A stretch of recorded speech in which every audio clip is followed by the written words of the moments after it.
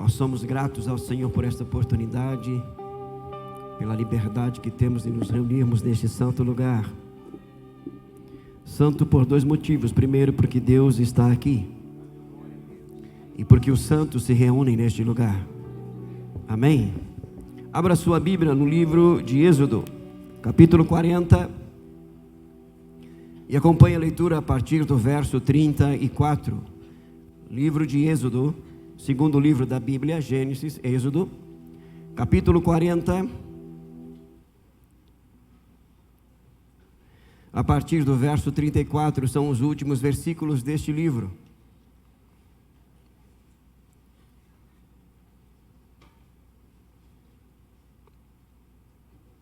Você encontrou? Então a nuvem cobriu a tenda do encontro, e a glória do Senhor encheu o tabernáculo. Moisés não podia entrar na tenda do encontro, porque a nuvem permanecia sobre ela, e a glória do Senhor enchia o tabernáculo. Quando a nuvem se levantava de sobre o tabernáculo, os filhos de Israel seguiam adiante em todas as suas jornadas. Se a nuvem, porém, não se levantava, não seguiam adiante até o dia em que ela se levantava. De dia a nuvem do Senhor repousava sobre o tabernáculo, e de noite havia fogo nela, à vista de toda a casa de Israel, em todas as suas jornadas. Perceba que a ênfase aqui, nesses últimos versículos de Êxodo, é a glória do Senhor, a presença de Deus. E nós vamos voltar para esse texto depois da gente caminhar um pouco sobre o livro de Êxodo. Não se preocupe, a gente tem aí pelo menos 5 horas para isso, e a gente vai caminhando de forma muito tranquila, mas eu peço a sua atenção. O livro de Êxodo é o livro da redenção, é o livro da compra de escravos que foram comprados pelo seu Senhor e agora passam a ser propriedade exclusiva do seu Senhor. Essa é a ideia do livro de Êxodo, de forma muito clara. E os primeiros capítulos, principalmente o capítulo 1 e 2, fala sobre, na verdade, a multiplicação dos filhos de Israel no Egito e como eles cresceram, Deus cumprindo a sua promessa, eles se tornaram sobremodo numerosos. Isso trouxe uma preocupação à maior nação do mundo, então, chamada Egito. E também relata o nascimento e o grande milagre do cuidado de Deus sobre a vida de Moisés. Do capítulo 3 ao capítulo 6, o texto relata o chamado de Moisés e a experiência que nós acabamos de cantar acerca da sarça ardente. Deus chama Moisés e também Arão, seu irmão, para começar então o ministério e através deles trazer libertação ao povo de Israel, aos filhos de Israel. Do capítulo 7 ao capítulo 13, Deus traz juízo sobre a nação. Na verdade, o juízo de Deus, se você ler, prestar atenção no livro de Êxodo, você vai ver que o juízo de Deus é sobre as divindades do Egito. E uma das divindades, se não a principal divindade do Egito, era Faraó, o Deus homem na terra. Então você entende que a redenção, a salvação, a libertação, ela é acompanhada com a manifestação do juízo divino sobre aqueles que se opõem a Ele e a sua vontade. Dentre outras coisas que muitos se questionam, por exemplo, no livro de Êxodo, é o endurecimento do coração de Faraó. Por 10 vezes o texto sagrado diz que Deus endureceu o coração de Faraó, e por 10 vezes o texto também diz que Faraó endureceu o seu coração. A pergunta é: quem, afinal de contas, endureceu o coração de Faraó? Deus e Faraó. Porque o princípio é o seguinte: quando Faraó ouve acerca do nome do Senhor, e ele rejeita e despreza, e se opõe ao Senhor, ele está endurecendo o seu coração. E à medida que Deus vai se revelando e ele vai rejeitando, Deus então trabalha em conjunto com a decisão de Faraó. Escute, o endurecimento do coração é fruto da decisão humana diante da revelação divina. Então Êxodo nos mostra que a dureza de coração é um trabalhar de Deus em resposta à decisão humana.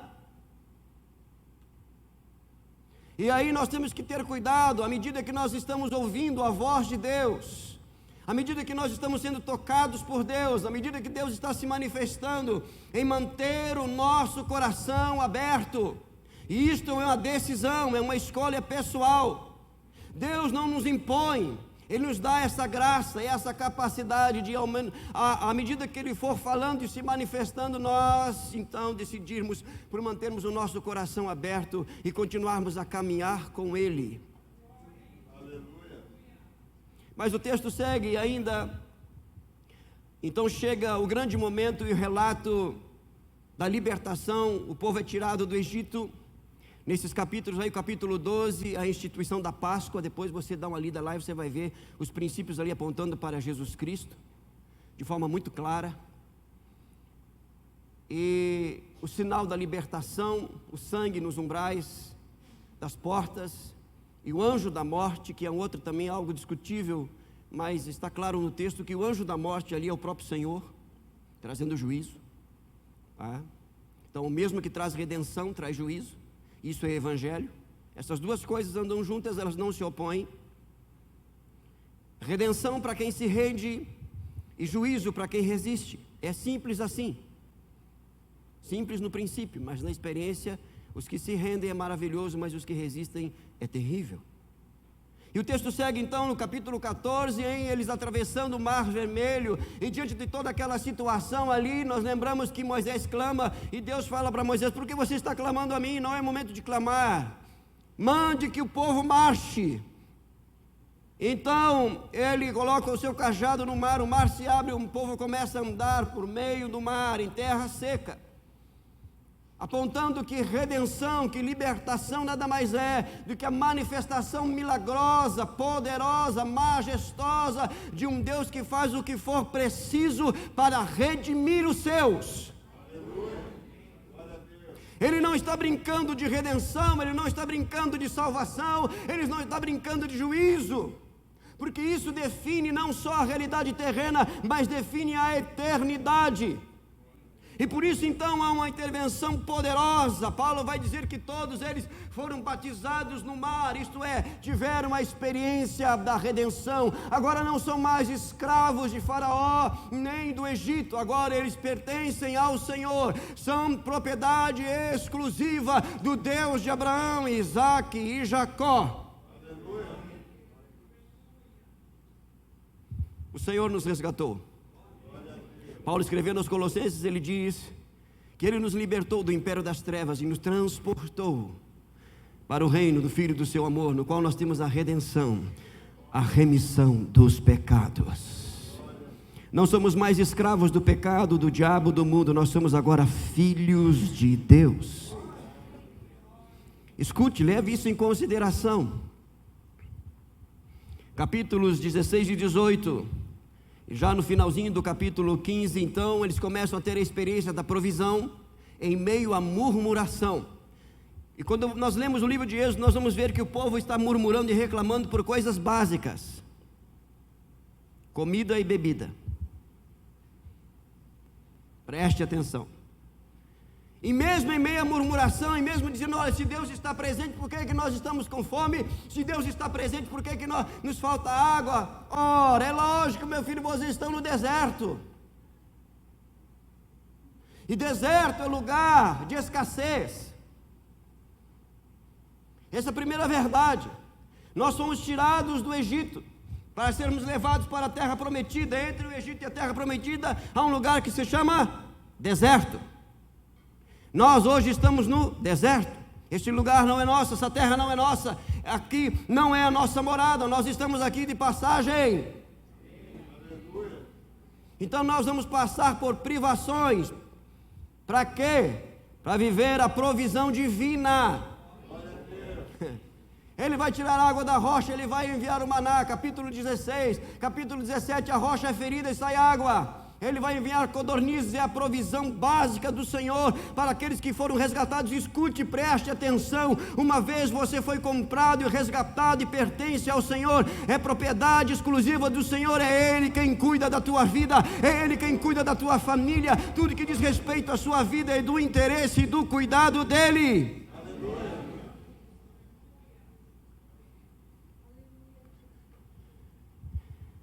E então chegamos, aliás, ainda no capítulo 18, que também é outra discussão, Jetro ou Reuel. Os dois, é a mesma pessoa. Aqui tem o nome de Jetro no capítulo 18, o sogro de Moisés.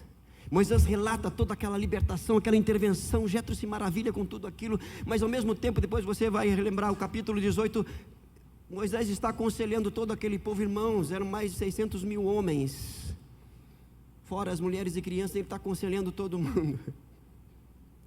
Aí Jetro diz: mas Moisés, você vai definhar, meu filho, não funciona assim.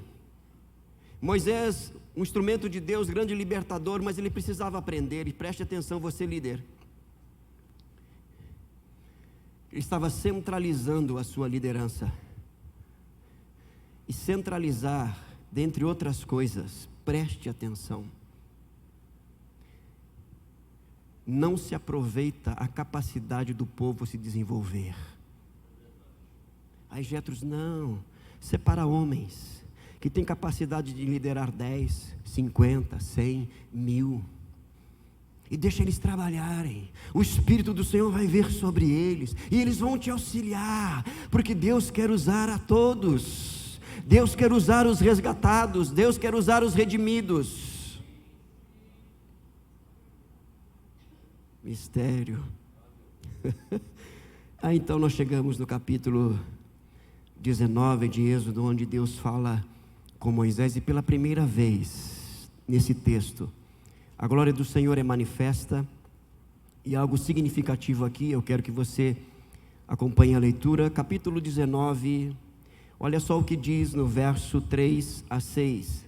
Êxodo 19, 3 a 6 diz assim: Moisés subiu para encontrar-se com Deus, e do monte o Senhor o chamou e lhe disse, preste atenção: assim você falará à casa de Jacó e anunciará aos filhos de Israel: vocês viram o que fiz aos egípcios, e como levei vocês sobre asas de águia, e os trouxe para perto de mim. Para onde? Perto de mim. Esse é o principal motivo da redenção. O principal propósito, o motivo da redenção, é para estarmos perto dEle. Se nós desfrutarmos do maná, da água que sai da rocha, da nuvem durante o dia, da coluna de fogo durante a noite, mas não estivermos perto dele, nós perdemos o propósito da redenção. Preste atenção, o propósito maior da redenção é estar perto daquele que nos comprou, que nos redimiu, que nos libertou. Só desfruta plenamente do maná e da água que sai da rocha, da nuvem durante o dia, da coluna de fogo, quem caminha perto daquele que o redimiu. É estar perto, a expressão aqui é estar próximo, é não perder de vista, é não manter uma distância, não, que pode correr o risco de perder o contato, a sensibilidade. Não, é uma distância que me propicia a comunhão, a intimidade, a amizade, o caminhar, o andar junto com aquele que me redimiu. Aleluia. Ele está construindo uma mentalidade no povo. Povo redimido é povo que anda com o seu Redentor. Povo perdoado é povo que anda com quem lhe perdoou os pecados. Vocês viram o que eu fiz aos egípcios, como levei vocês sobre as asas de águia e os trouxe para perto de mim. Agora, pois, se ouvirem atentamente a minha voz, para ouvir atentamente a voz tem que estar perto. Só ouve a voz quem está perto. Ouvirem atentamente a minha voz e guardarem a minha aliança, vocês serão a minha propriedade particular. A expressão peculiar aqui é tesouro especial. A maior riqueza de Deus, os seus redimidos,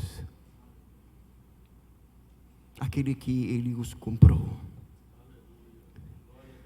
dentre todos os povos, porque toda a terra é minha, e vocês serão para mim um reino de sacerdotes e uma nação santa. Preste atenção, a redenção nos coloca numa posição de representante de Deus na terra, sacerdotes.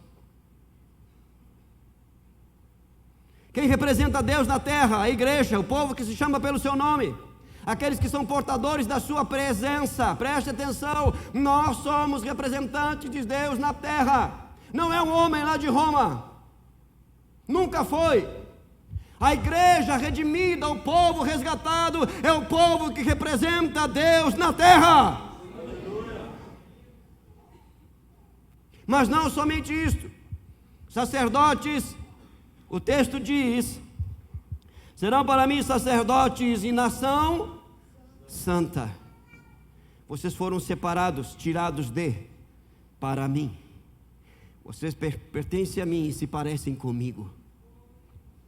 Então vocês vão andar como eu ando, em santidade. Só se representa Deus à altura, vivendo em santidade, porque Ele é santo.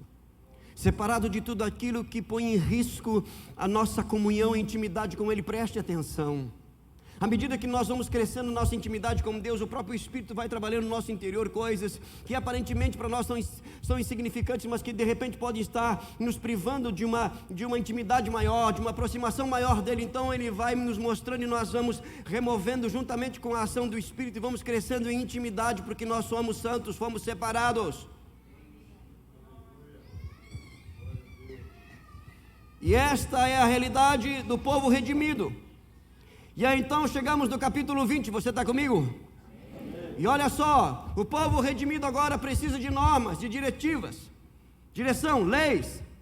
Mas essas leis, elas são resultados da redenção. Escute, a melhor maneira de eu lidar com as leis, com os princípios estabelecidos, é entender que eu fui redimido e essa redenção agora me propicia uma comunhão com Deus que é evidenciada na obediência nos princípios que Ele estabeleceu. Eu não obedeço por medo, eu não obedeço para receber algo, eu obedeço porque eu amo, porque Ele me resgatou. Aí o capítulo 20 inicia assim, dizendo: então Deus falou a todas estas palavras: eu sou o Senhor seu Deus, que o tirei da terra do Egito, da casa da servidão. Eles precisavam entender que obediência partia de uma mentalidade de redenção e de pertencimento. Nós fomos libertos e agora pertencemos ao Senhor. Ele é o meu Senhor, o Senhor da minha vida. Ele me comprou para Ele. E como que eu vou demonstrar este amor para com Ele? Obediência. Jesus disse: aqueles que me amam guardam os meus mandamentos. E aí então, nestas 10 palavras, 10 mandamentos, está o amor para com Deus, o amor para com o próximo e o amor para consigo mesmo. Se não, vejamos as primeiras 3 palavras, né? Porque na verdade são 10 palavras, ou 10 mandamentos. Começa assim, verso 3: não tenha outros deuses diante de mim, porque não existem outros deuses. Não existem deuses, há um só Deus.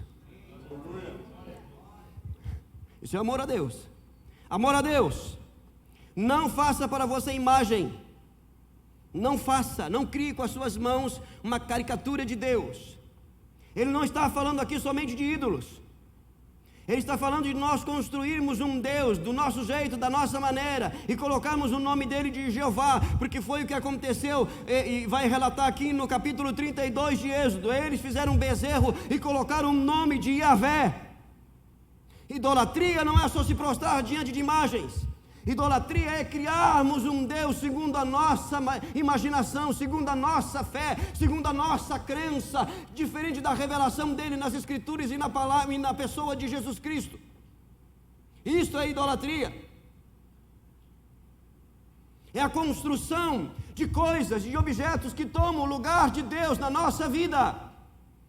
Por isso que Deus vai dizer para o profeta Ezequiel, os homens foram lá consultar Ezequiel acerca do juízo de Deus, e Deus disse para Ezequiel: estes homens vêm te consultar a meu respeito, Ezequiel, mas eu não vou falar com eles, porque eles levantaram ídolos no seu coração. Tudo que nos escraviza e que nos priva de uma comunhão íntima com Deus é ídolo. Tudo que coloca o nosso prazer, ou é objeto do nosso prazer e satisfação mais do que a Deus, é ídolo. E por isso o texto começa dizendo: não façam não faça para você imagem de escultura. Os ídolos são criados pelas mãos humanas, produto dos seus desejos e de suas imaginações. Terceira coisa, amor a Deus ainda. Verso 7. Não tome o nome do Senhor seu Deus em vão, porque esse povo é chamado pelo nome do Senhor, ele representa o Senhor, e o nome é a própria pessoa de Deus. Em outras palavras, o meu viver deve glorificar o nome de Deus que está sobre mim. Por isso, na oração do Pai Nosso, a primeira coisa que Jesus diz: Pai Nosso que está no céu, santificado seja o teu nome. A minha vida deve glorificar o nome de Deus que está sobre a mesma. Nós carregamos o nome de Deus sobre nós, a pessoa de Deus. Não devemos viver uma vida vazia, fútil, sem propósito e significado. Nós somos redimidos para glorificar o nome de Deus. Aleluia, aleluia, e glória a Deus, e amém, já começou a diminuir, mas é assim mesmo. Fique tranquilo que vai apertar mais um pouco. Aí então ele vai falar do amor para consigo, o amor para comigo mesmo. Olha só, lembre-se do dia de sábado para o santificar. Ai, meu pai, 6 dias você trabalhará. Quantos dias? Está fraco esses 6 aí, irmão, hein? Tem gente trabalhando mais. Ah, mas os tempos mudaram. O princípio não, ele é absoluto. Segura aí. Você foi redimido. Nós somos redimidos. Não somos escravos do sistema. O sistema tem que nos servir, porque nós somos filhos de Deus. Se você está servindo o sistema, você trocou Deus por mamon.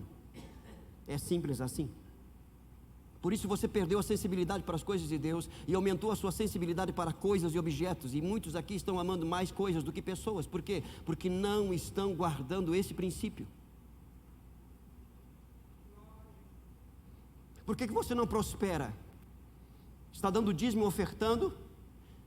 Mas não é só dízimo e oferta que faz prosperar, irmão. É muito mais do que isso. A prosperidade é resultado de um princípio estabelecido. 6 dias eu vou trabalhar e um dia eu vou descansar. Descansar é desfrutar de Deus, a maior dádiva da nossa vida. É desfrutar da família, a segunda maior dádiva que Deus nos deu, família. Desfrutar de tudo aquilo que pela graça eu tenho conquistado pelo trabalho das minhas mãos. Desfrutar. Aí o camarada trabalha, tem casa boa, tem carro bom, tem piscina e não desfruta de nada porque só trabalha. Vai morrer antes do tempo. E o pior é que pode morrer e ir para uma eternidade sem Deus. Porque se nós não temos prazer em Deus aqui, muito menos nós teremos na eternidade.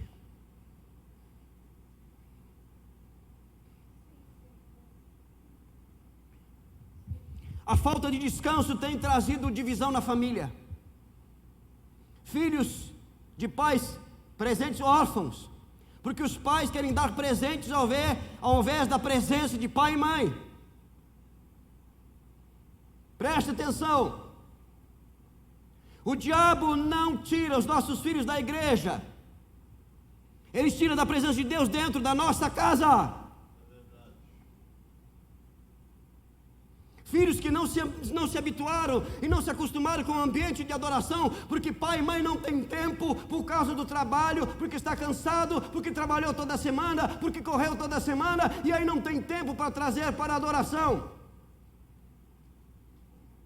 Filhos que hoje choram para estar no templo, amanhã os pais vão chorar, porque eles não vão querer mais saber de nada de Deus, porque o dia que estiveram vontade, os pais não tinham tempo, porque estavam trabalhando. Cansados do trabalho, não podiam dar um fim de semana, um dia por semana para Deus. Eu estou quase lendo o seu coração aqui. Eu tenho que voltar para o texto, senão eu vou passar do limite que me foi dado, porque a vontade...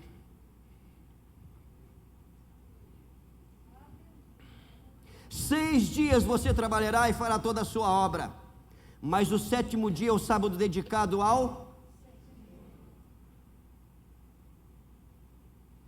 ao Senhor seu Deus. Não faça nenhum trabalho nesse dia, nem você, nem seu filho, nem sua filha, nem seu servo, nem sua serva, nem seu papagaio, periquito, cachorro, macaco, nem o estrangeiro das suas portas para dentro, porque em 6 dias o Senhor fez os céus e a terra, o mar e tudo que neles há, e o sétimo dia desfrutou. Eu estou falando para a gente aqui que não sabe o que é desfrutar.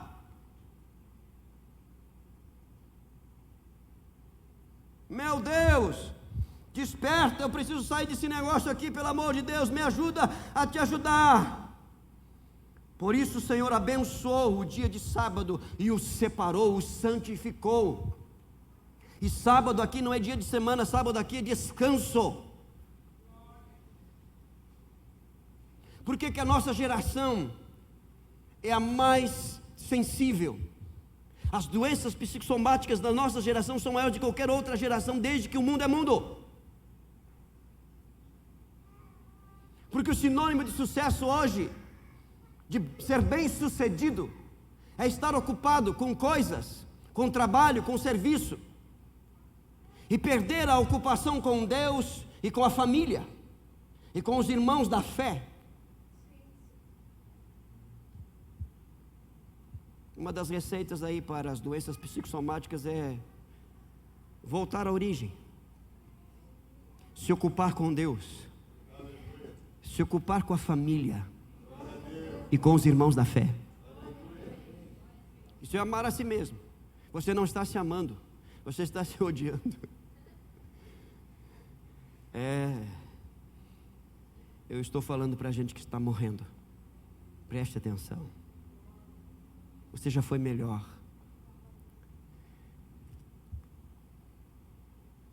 Meu Deus. Amor ao próximo. Primeira coisa, olha como volta para o lar. Verso 12, você está comigo aí? Honra seu pai e a sua mãe, para que você tenha vida longa na terra que o Senhor seu Deus lhe dá. Longevidade de vida está intimamente ligada a honrar pai e mãe. Reconhecê-los, respeitá-los, amá-los. Eu tenho que correr. Não mate.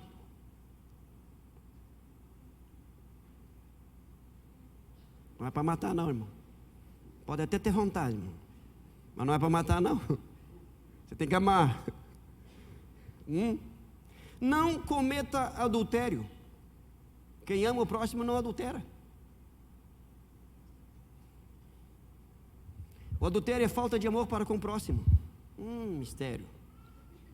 Eu tenho que correr aqui, porque senão... Não furte. Não é para furtar. Não é seu, não é seu. Está entendendo ou não? Amor ao próximo. Não dê falso testemunho do próximo, pelo amor de Deus. Segura essa língua, miserável. Segura esse negócio. Não fala o que você não sabe. Não se torne um papagaio porque você ouviu dos outros. Mas fulano e Beltrano disse. Olha, deixa eu falar uma coisa para você. Quando um irmão, uma irmã chegar para você, você viu o que aconteceu com o fulano? Para na hora, porque é veneno. Se essa pessoa morder a língua, ela cai dura.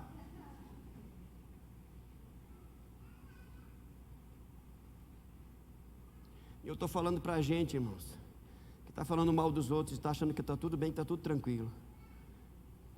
Mas como disse o nosso querido pastor, espera que Deus vai te pegar. Se você não se arrepender, Ele vai te pegar. Se tem uma coisa que Deus abomina, irmãos, é falar mal dos irmãos.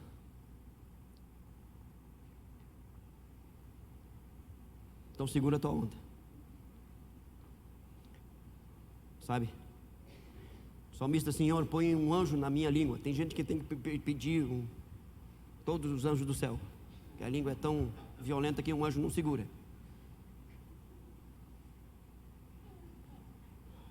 Não cobice. Não. Sabe o que é cobiça? É desejar. Não é igual ao que o outro tem, é o que o outro tem. Você cobiça. Não cobice, não deseja o que não é seu. Não cobice a mulher do seu próximo. Você é casado? Você tem uma esposa que Deus te deu. E foi Deus que te deu. Você tem esposo? Foi Deus que te deu. É suficiente. Se não é suficiente, vai se tratar, pede ajuda.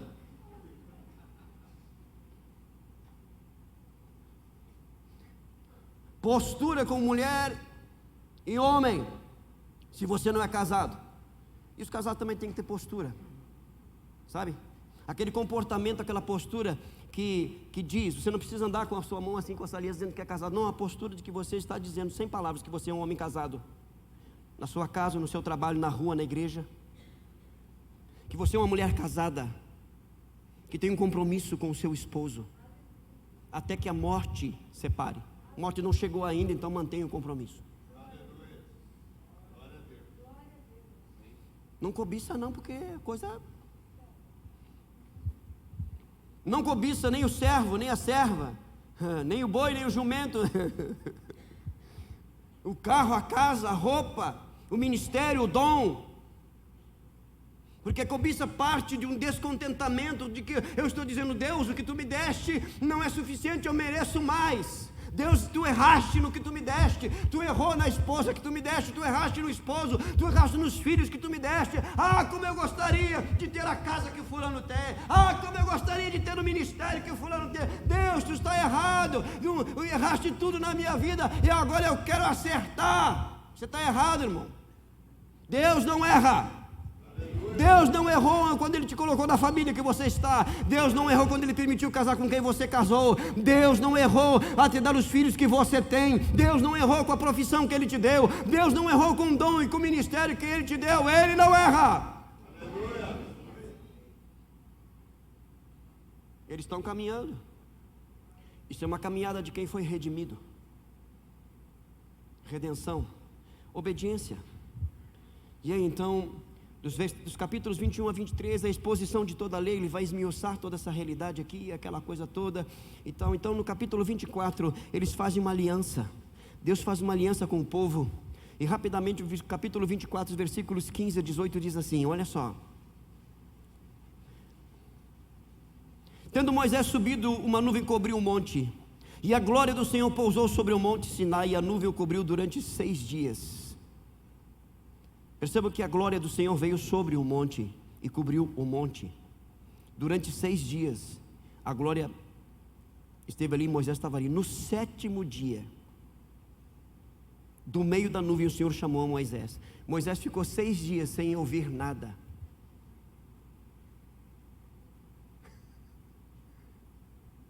Deus foi falar com ele no 7º dia. Porque, escute e preste atenção.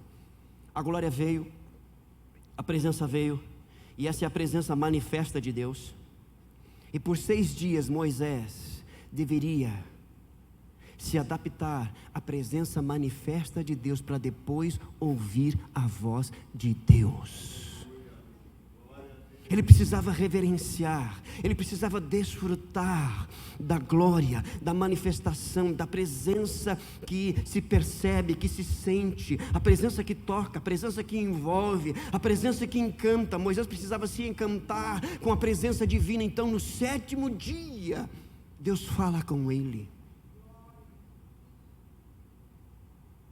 Nós precisamos nos encantar com Deus, com sua presença.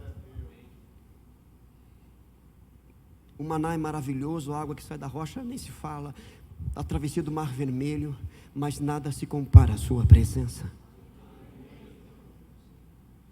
Porque muitos aqui atravessaram o Mar Vermelho, provaram da água que saiu da rocha, do maná que veio do céu, mas foram derrubados no deserto pelo próprio Deus.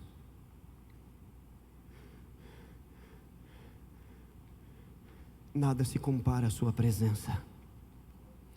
E aí então ele diz, verso 16: e a glória do Senhor pousou sobre o monte Sinai, e a nuvem o cobriu durante 6 dias. No 7º dia, do meio da nuvem, o Senhor chamou a Moisés. Aos olhos dos israelitas, o aspecto da glória do Senhor era como um fogo consumidor no alto do monte. E Moisés, entrando pelo meio da nuvem, subiu ao monte, e lá permaneceu 40 dias e 40 noites. E aí então vem o relato, né, da ordem para construir um tabernáculo. Perceba que a presença está no monte. Deus está falando com Moisés. Agora no capítulo 25, no verso 8, olha só: e farão para mim um santuário, para que eu possa habitar no meio dele. Deus não queria vir somente sobre o monte. Deus não queria estar somente sobre o monte. Deus não queria vir somente sobre Moisés. Deus queria estar no meio do povo. Deus é um Deus de intimidade, de comunhão, de relacionamento, de amizade, de presença manifesta. Qual o propósito do santuário? Qual o propósito do tabernáculo? Encantar as nações? Não. Qual o propósito do tabernáculo? Encher os nossos olhos com os utensílios, com o ministério sacerdotal, com as vestes sacerdotais, com a riqueza? Não. Qual o propósito do santuário? Para que um lugar de culto? Para que um lugar de adoração? Para que um lugar de cânticos e orações? Para a presença de Deus estar no meio do povo. É a presença de Deus que valoriza o tabernáculo. É a presença de Deus que valoriza as vestes sacerdotais. Escute, é a presença de Deus que dá força ao cântico. É a presença de Deus que dá força às orações. É a presença de Deus que faz com que os sacrifícios tenham o seu propósito e o seu valor, e isso seja aplicado na vida do povo no dia a dia. É a presença de Deus. Deus está revelando aqui: olha, eu resgatei vocês para andar com vocês. Meu Deus! Israel levou 1000 anos para entender isso, e por isso foi levado para o cativeiro. Entender algo simples: eu resgatei vocês para que vocês estejam comigo e eu esteja com vocês.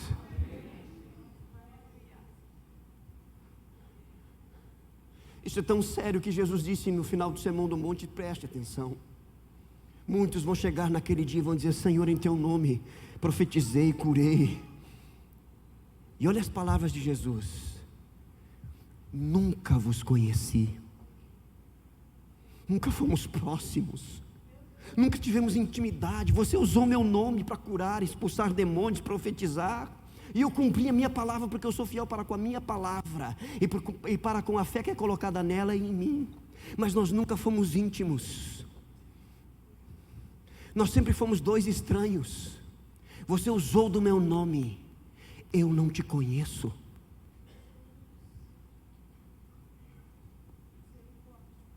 O princípio aqui é o seguinte: vocês não devem se encantar com o tabernáculo, com as vestes sacerdotais, com o ministério sacerdotal, com o cântico. Não, tudo isso é lindo e maravilhoso, mas há algo ainda mais sublime, tremendo, maravilhoso, que deve encher os olhos de vocês. O quê?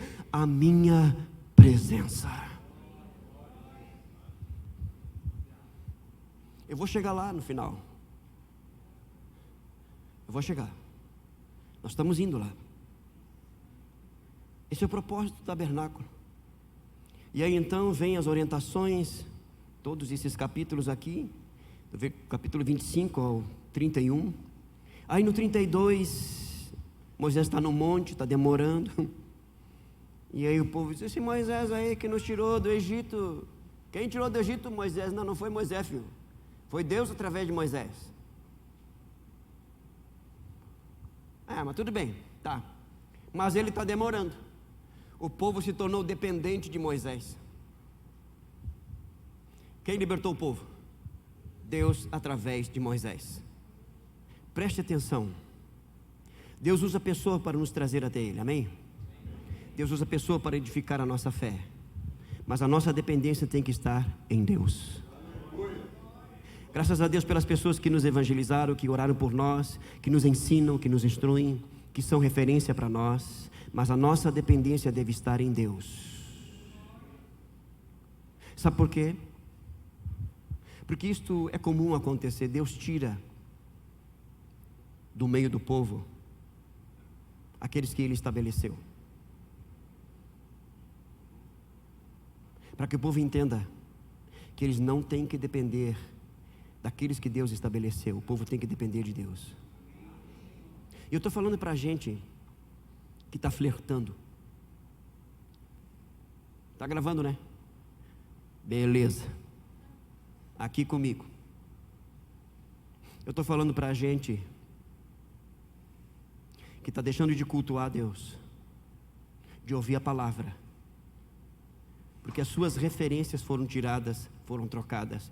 A tua referência é Deus.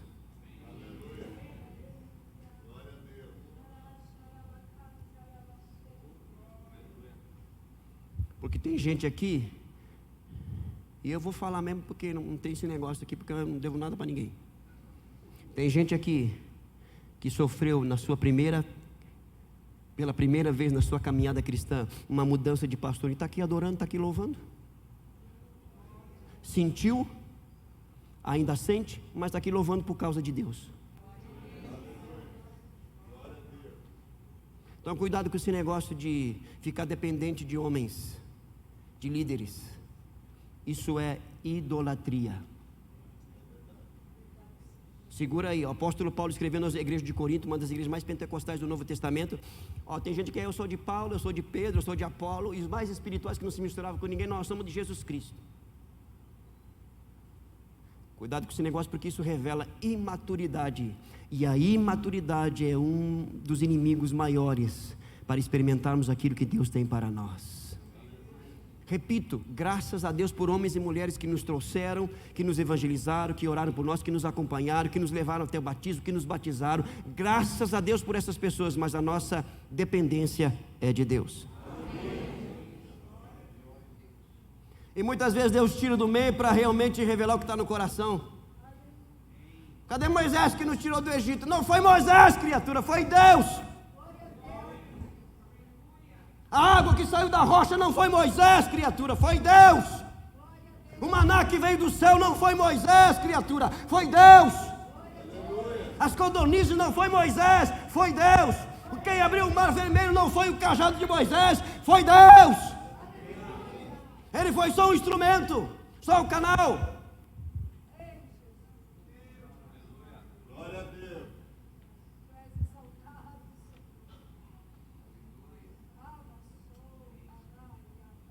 Foi Deus. E aí, quando nós perdemos essa referência, na verdade, quando nós não temos Deus como nossa referência, o que a gente vai fazer? Preste atenção, pelo amor de Deus. Eu falo isso com muito temor e tremor ainda, que indignado, mas olha, preste atenção. Quando nós não dependemos de Deus, quando nós não focamos em Deus, mas passamos a depender de maneira nociva daquelas pessoas que Deus usa, nós vamos criar um Deus para nós. O que eles pediram? Um bezerro.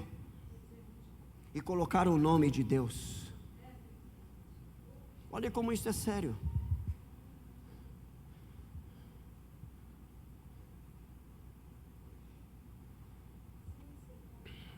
E aí a gente sabe da história aqui. O negócio pegou. Arão deu uma de mágico, porque Moisés testemunhou. Arão, o que você fez, Arão? O que esse povo fez para você levar esse povo a pecado, Arão? Não, eu peguei os brincos, as joias, aí joguei no fogo e saiu esse bezerro. O fogo é mágico agora, Arão. Foi você que fez, cara, a pedido deles, mas foi você que fez. Cuidado com líderes que fazem a sua vontade em detrimento da vontade de Deus. Líder comprometido com Deus muitas vezes vai te dizer não, porque ele vai fazer a vontade de Deus e não a sua. Tem gente que está acostumada só ouvir sim, só vai, Aí quando o líder diz não, ele deixou de ser bênção. Cresce, amadurece.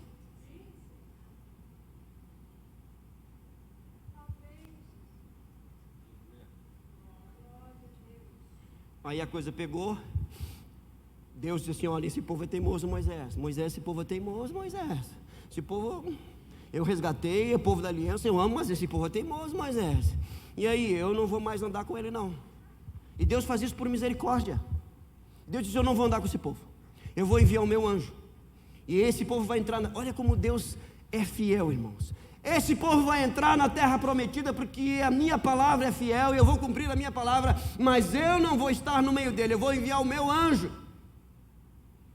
E provavelmente alguém: o anjo do Senhor está bom, não é melhor do que Deus, né? Porque sabe como é que é, né? É anjo que sobe e desce. Maravilha, tem anjo neste lugar, maravilha. Só que Moisés tem outro nível, irmãos.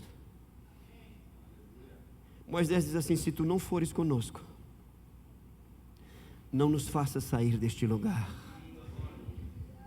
Melhor o deserto com a tua presença do que a terra prometida sem a tua presença. Vou repetir, preste atenção: melhor o deserto com a tua presença do que a terra prometida sem a tua presença. Não nos faça sair, quebre a tua palavra, não cumpra a tua promessa, porque maior do que a promessa é a tua presença.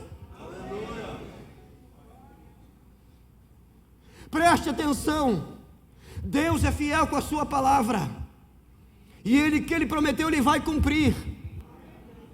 Mas cuidado para não viver as promessas de Deus longe de Deus.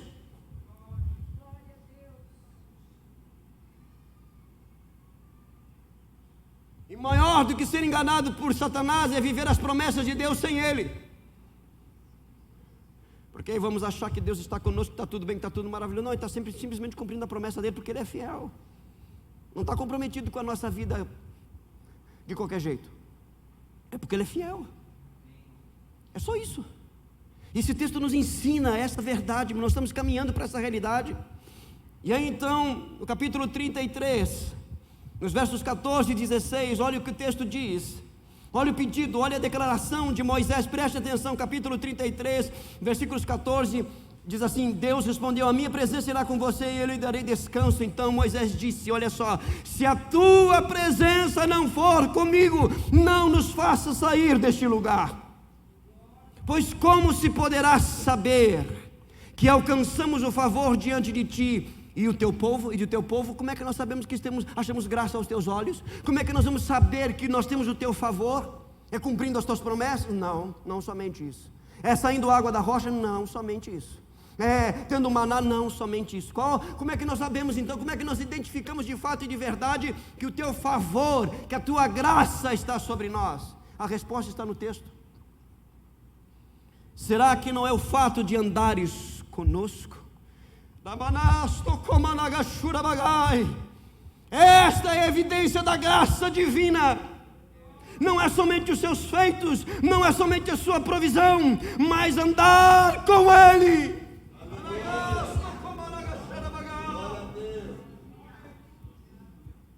É a presença manifesta dEle. Meu Deus, de maneira que somos separados e o teu povo de todos os povos da terra. É a tua presença, essa é a evidência da tua graça, essa é a evidência de que no teu favor nos alcançou a tua presença. E aí então eles renovam a aliança. Deus volta a falar, o povo é perdoado. E então dá as novas ordens para a construção. E o texto diz que Moisés e seus auxiliares fizeram tudo como o Senhor ordenou. E então nós chegamos no verso 34 do capítulo 40. O texto diz: então a nuvem cobriu a tenda do encontro e a glória do Senhor encheu o tabernáculo. Tem duas coisas aqui significativas: primeiro a nuvem e a glória. Atenção, encheu o tabernáculo, tomou aquele lugar. Esta é a presença não declarada, não anunciada. Esta é a presença manifesta. O que é a presença manifesta? É a presença que se faz sentir, que se faz perceber. Você sente a presença de Deus? Você percebe a presença de Deus? Essa é a presença manifesta. A nuvem é para que eles não fossem consumidos pela glória que é o esplendor. Quando Deus manifesta a sua presença, Ele não vai te matar, Ele vai te preservar.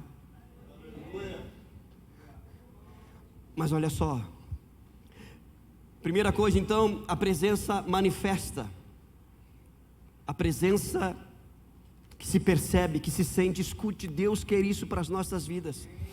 Nós nos aperfeiçoarmos, nós vivenciarmos a sua presença manifesta. Hoje eu estava lendo Mateus e no Evangelho diz o nome de Jesus, e Ele será chamado Emanuel, Deus conosco. Deus está conosco, é verdade, todos os dias Ele está conosco, mas escute, a presença manifesta também é uma promessa de Deus. Quando foi a última vez que você percebeu, sentiu a presença de Deus na sua vida? A presença manifesta de Deus na sua vida, na sua casa, no seu trabalho, na rua por onde você anda, num lugar como esse de adoração. Não podemos nos acostumar com as coisas de Deus e perder a sensibilidade da sua presença manifesta. Isso entristece a Ele. Mas o texto diz no verso 35, Moisés não podia entrar na tenda do encontro, porque a nuvem permanecia sobre ela, e a glória do Senhor enchia o tabernáculo.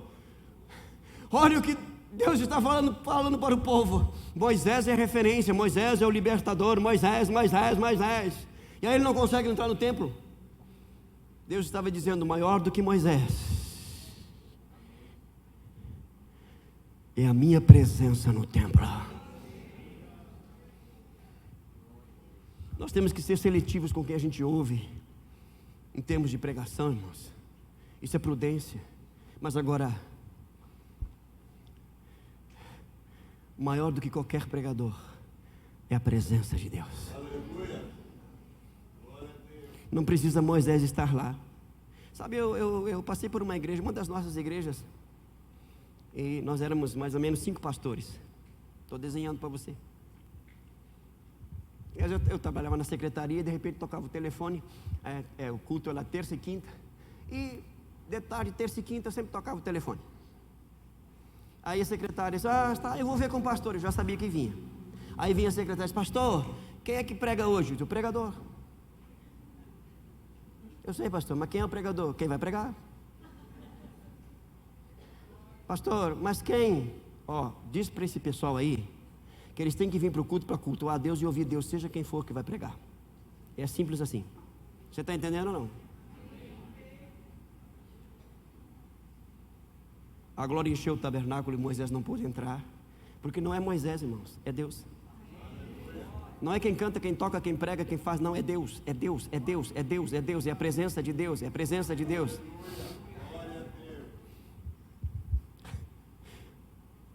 Verso 36. Quando a nuvem se levantava de sobre o tabernáculo, os filhos de Israel seguiam adiante em todas as suas jornadas. Se a nuvem, porém, não se levantava, não seguiam adiante até o dia em que se levantava, em que ela se levantava. A terceira coisa aqui, irmãos, é cultivando a presença de Deus. Se movimente de acordo com a direção de Deus. Se Deus mandou andar, ande. Se Deus mandou sentar, sente. Se Deus mandou falar, fale. Se Deus mandou ficar calado, fique calado.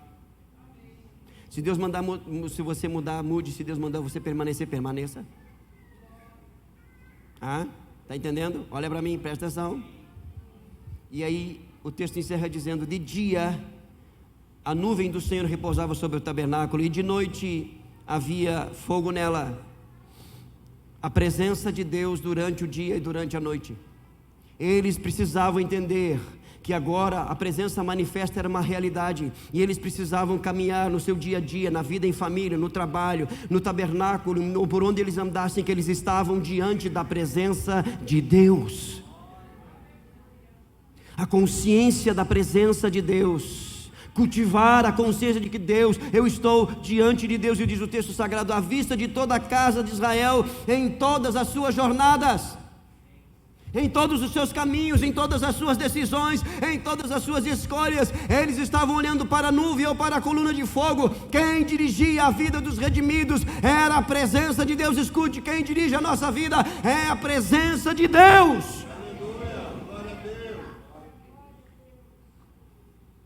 1 Coríntios capítulo 6, verso 19, diz o seguinte: não sabeis vós que sois o santuário de Deus, e que o Espírito de Deus habita em vós?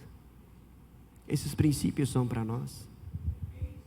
Se movimente de acordo com a direção do Espírito. Compre e venda. Troque de trabalho, de profissão.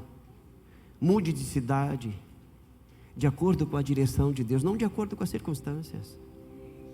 Ore, busque a Deus, peça a direção, porque os redimidos se deixam ser guiados pelo Espírito de Deus. Feche os seus olhos, curve sua cabeça. O convite nesta noite é para você cultivar a presença manifesta de Deus,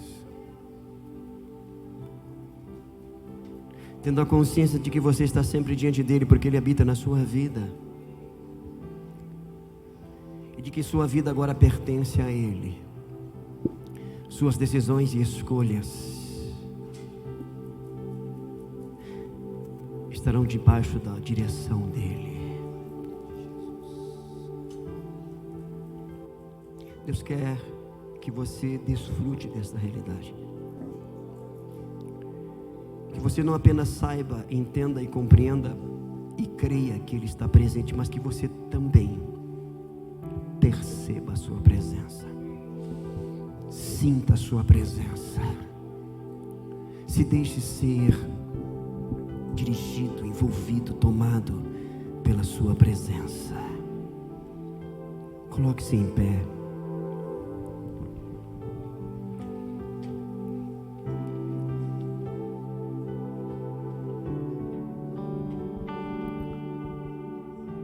Um dia com sua glória vale mais